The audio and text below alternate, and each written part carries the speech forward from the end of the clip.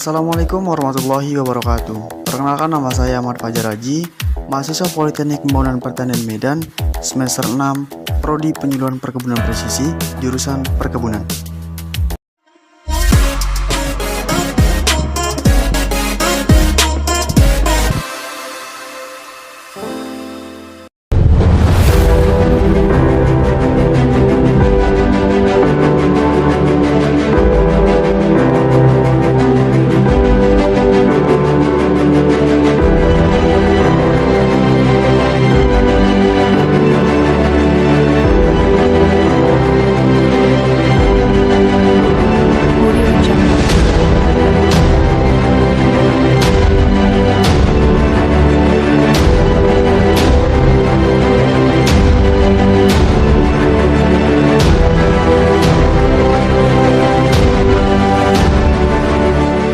Karyawan PT LNK Kebun Marike khususnya di Divisi 2 melakukan kegiatan pengabsenan dan dilanjutkan dengan apel pagi.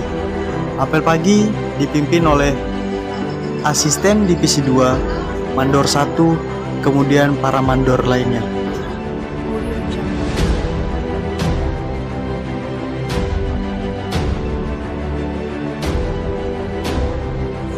Nah, apel pagi kali ini dipimpin oleh Pak Julianto sebagai mandor 1.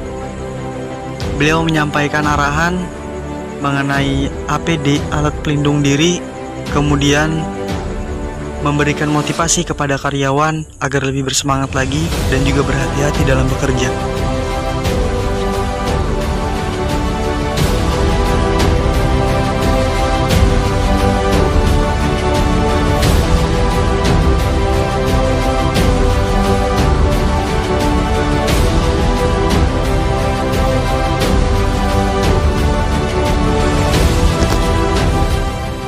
Helm yang digunakan para karyawan atau staf bisa menandakan jabatan masing-masingnya.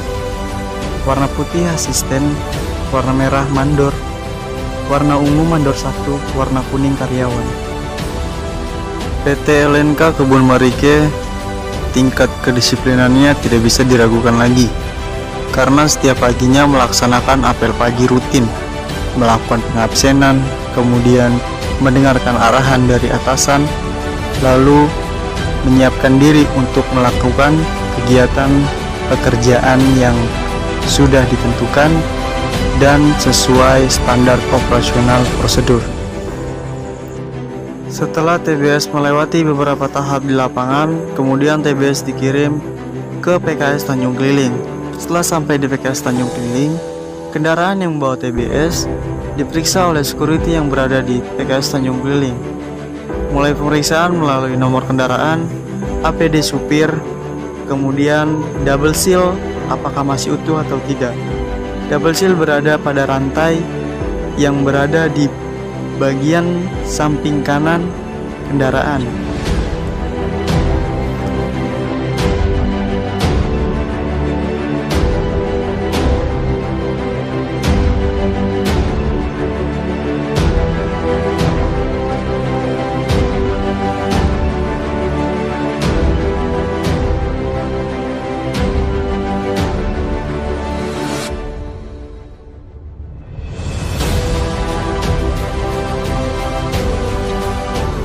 Setelah kendaraan melewati pemeriksaan, kemudian kendaraan menuju ke stasiun timbangan.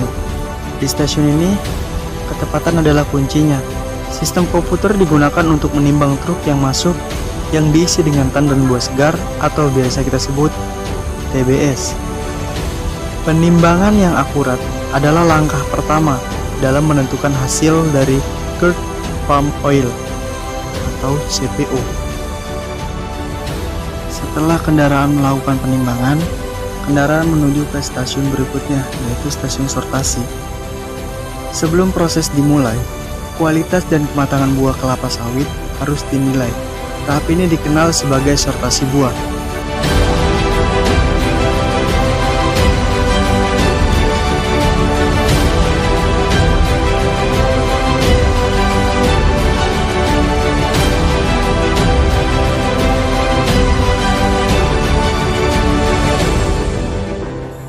Di PKS Tanjung Keliling memiliki sistem sortasi 3 kali kendaraan datang per 1 kali seleksi atau sortasi.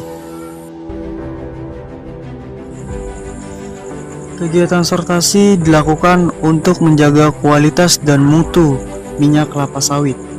Nah, buah yang diseleksi yaitu ada unripe atau biasa kita sebut buah mentah, buah yang belum ada brondol sama sekali. Kemudian ada buah setengah matang, yaitu buah underripe. Buah ini brondol tetapi kurang maksimal. Nah, kemudian ada buah ripe, buah matang. Buah matang ini sudah brondol 5-10 brondol dari pangan ke PKS. Buah ini sudah dikatakan matang maksimal. Setelah dilakukan sortasi, tandan buah segar dan juga brondolan disorong menggunakan alat berat atau kendaraan khusus untuk dikirim ke stasiun loading rem.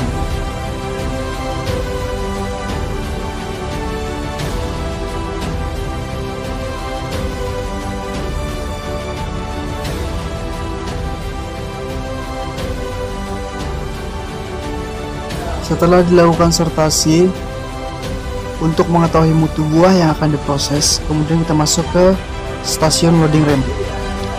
Nah, di stasiun ini dengan adanya celah-celah pada dasar lantainya dimaksudkan untuk mengurangi kotoran atau tanah, pasir yang terikut saat pengangkutan buah dari kebun.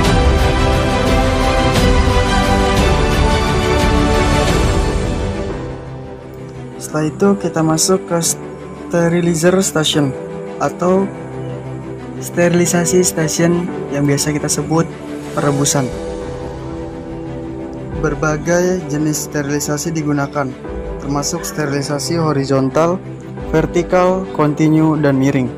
Tujuan utama sterilisasi adalah mengurangi kandungan asam lemak bebas atau FFA, memfasilitasi pemisahan buah selama pemecahan, menurunkan kandungan air buah kelapa sawit. Sterilisasi yang efisien sangat penting karena mempengaruhi proses ekstraksi minyak secara keseluruhan.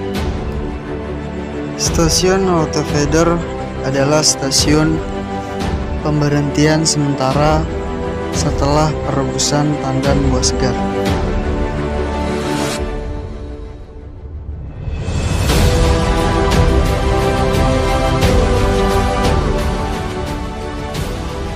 Nah, kemudian kita masuk ke stasiun tracer.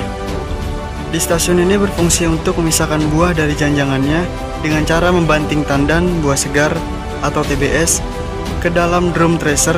Tracer ini berupa drum silinder panjang yang berupa secara horizontal dengan kecepatan putar 21 rpm. Drum dirancang dengan kisi-kisi yang berfungsi untuk meloloskan brondolan. Tracer ini berkapasitas 30 ton per jam.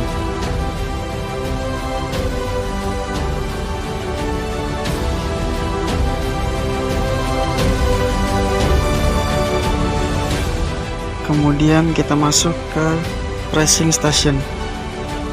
Proses pengapresan dimulai dengan ekstraksi minyak dari buah kelapa sawit melalui pelumatan dan pengapresan. Proses ini terdiri dari beberapa tahap penting, yaitu ada digester. Fungsi utama digester adalah melumatkan daging buah kelapa, memisahkan daging buah dari biji atau nut, mempersiapkan makanan ke mesin screw press, kemudian mempermudah proses pengepresan minyak di mesin screw press PKS. Screw press atau mesin pompa ulir sawit adalah jantung dari proses produksi minyak kelapa sawit. Ini berfungsi untuk memeras brondolan buah kelapa yang telah dicincang dan dilumatkan di digester untuk menghasilkan minyak kasar. Buah kelapa yang telah diaduk secara bertahap.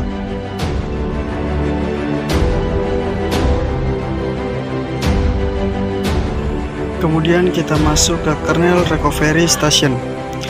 Stasiun pengolahan biji atau kernel station meliputi proses yang pertama, pemisahan ampas dan biji melalui cake breaker conveyor dan deperrikerper. Yang kedua, pemecahan biji menjadi inti dan cangkang di nut, silo, ripple, mill, atau nut cracker. Yang ketiga, pemisahan inti dan cangkang menggunakan clay bed atau hydrocyclone.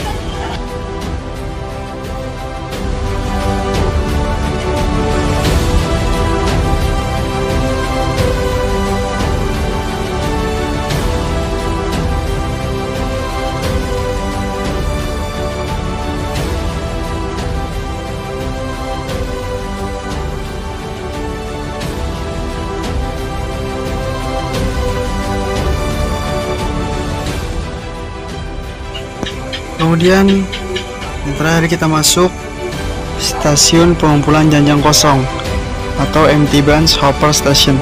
Tahap ini fokus pada pengumpulan tandan kosong sawit empty bunch yang tersisa setelah proses pengepresan minyak.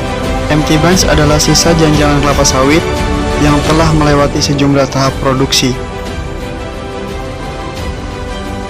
Nah, di stasiun air limbah atau effluent treatment station terakhir, air limbah yang dihasilkan dari berbagai tahap produksi, terutama dari stasiun pemurnian air, harus diproses secara efektif sebelum dibuang atau dilepaskan. Stasiun air limbah bertanggung jawab atas pemurnian dan pemrosesan air limbah agar memenuhi regulasi lingkungan yang berlaku.